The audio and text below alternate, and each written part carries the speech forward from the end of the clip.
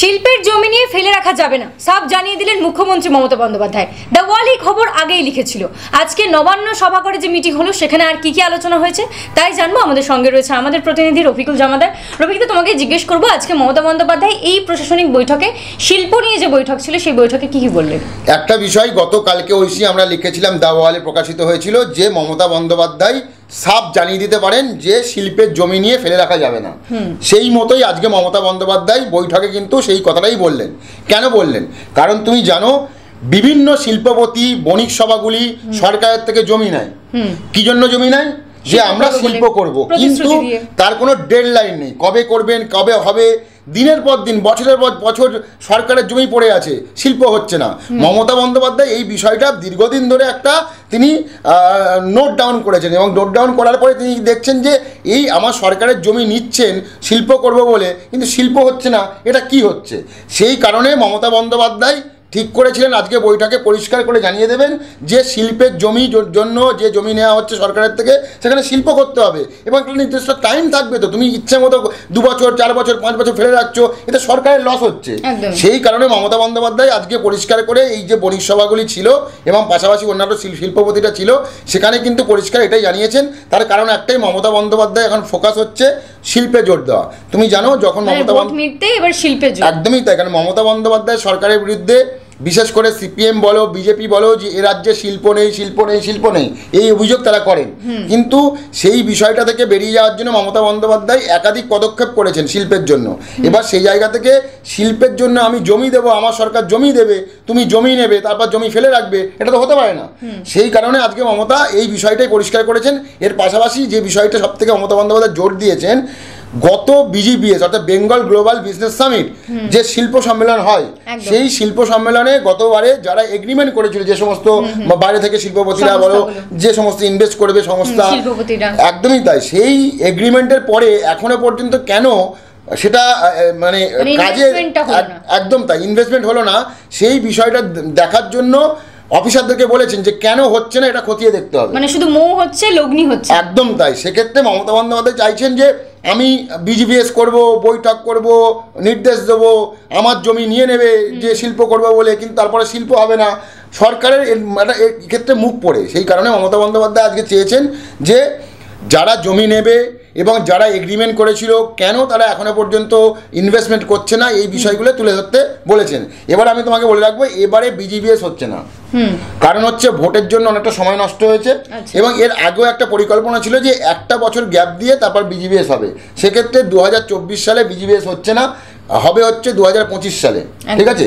এবং মমতা বন্দ্যোপাধ্যায় চাইছেন 2025 সালের আগে পর্যন্ত যে সমস্ত তোমার এই শিল্প সম্মেলনগুলো হয়েছিল সেখানে যে ইনভেস্টমেন্টগুলোর কথা বলেছিল, এগ্রিমেন্ট করেছিল, সেগুলো আগে ফুলফিল করে নাও। সেই কারণে অফিসারদেরকে ডিরেক্টলি বলছেন খতিয়ে দেখুন কেন এই এগ্রিমেন্টের পরে ইনভেস্টমেন্ট হচ্ছে না। এটা তো হতে পারে না দিনের পর দিন।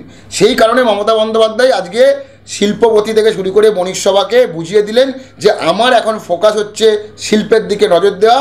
শিল্পের জন্য যে কোনো বিষয়ে আমি আপনাদের সঙ্গে হেল্প করতে রাজি রয়েছি, সমস্ত রকম আমার সরকার সাহায্য করবে, কিন্তু তোমরা যে কথা দিচ্ছ বা আপনারা যে কথা দিচ্ছেন সেই কথা মোতাবেক তোমাদের সেই কাজটা করতে হবে, তাহলে সরকার তোমার পাশে থাকবে, আপনার পাশে থাকবে এবং সরকার সমস্ত রকম হেল্প করবে।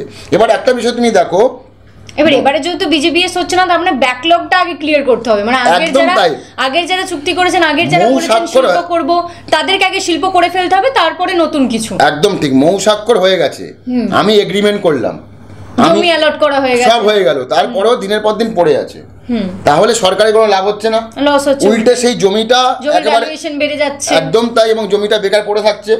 সেই কারণে মমতা বন্দ্যোপাধ্যায় এই বিষয়টা নিয়ে তার যে কোর টিম তাদের সঙ্গে বসেছিলেন এর আগে, বসে দেখছেন যে এই বিষয়টা সরকারের জন্য একটা খারাপের দিক যাচ্ছে। সেই কারণে মমতা বন্দ্যোপাধ্যায় মেন ফোকাস আজকে একটাই করেছেন, তিনি পরিষ্কার করে জানিয়ে দিচ্ছেন যে শিল্পের জমি কোনো রকমভাবে নেওয়া হবে তারপরে ফেলে রাখবে, এটা হতে পারে না, আমি বরদাস্ত করবো না।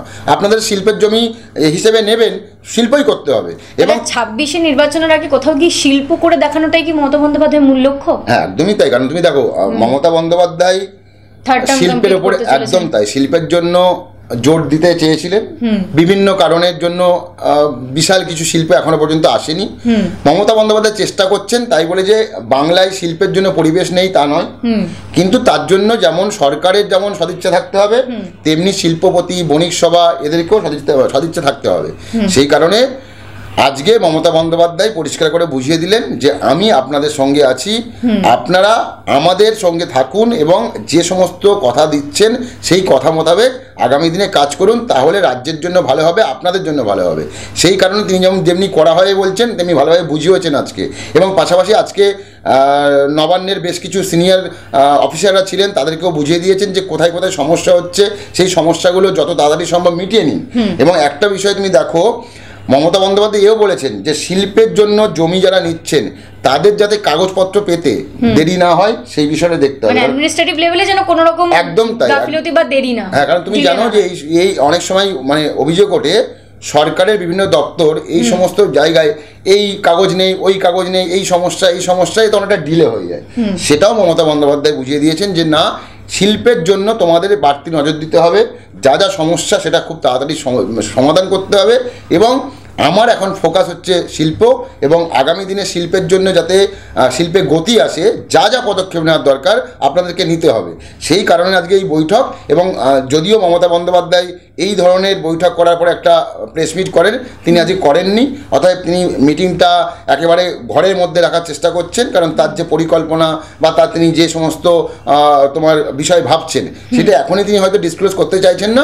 কিন্তু সূত্র মারফত যে খবর আমরা পেলাম যে গতকাল দা ওয়াল যা লিখেছিল যে আজকে মমতা বন্দ্যোপাধ্যায় পরিষ্কার করে জানিয়ে দেবেন যে শিল্পের জমি নিয়ে ফেলে রাখা যাবে না, ঠিক তেমনই আজকে বললেন মমতা বন্দ্যোপাধ্যায়। আমরা কেন লিখলাম বা কেন জানতে পারলাম, কারণ নবান্নের গুঞ্জন ছিল যে মমতা বন্দ্যোপাধ্যায় এই বিষয়টা ভালোভাবে নিচ্ছেন না। কারণ আমি শিল্পে যেমনটা বললাম, শিল্পের জন্য জমি নেবো, শিল্প করবো না, এটা হয় নাকি? সেই কারণেই মমতা বন্দ্যোপাধ্যায় একেবারে ঠিক করে নিয়েছিলেন যে আজকে ভরা বৈঠকের মধ্যে তিনি কথা বলবেন, এবং তিনি আজকে সেই কথাই বললেন। ঐশী, ধন্যবাদ রফিকদা। আগামী দিনে শিল্প হয় কিনা পশ্চিমবঙ্গে সেদিকে থাকবে আমাদের নজর। আপনাদের চোখ থাকুক দা ওয়ালে, কারণ খবর এখন এখানে।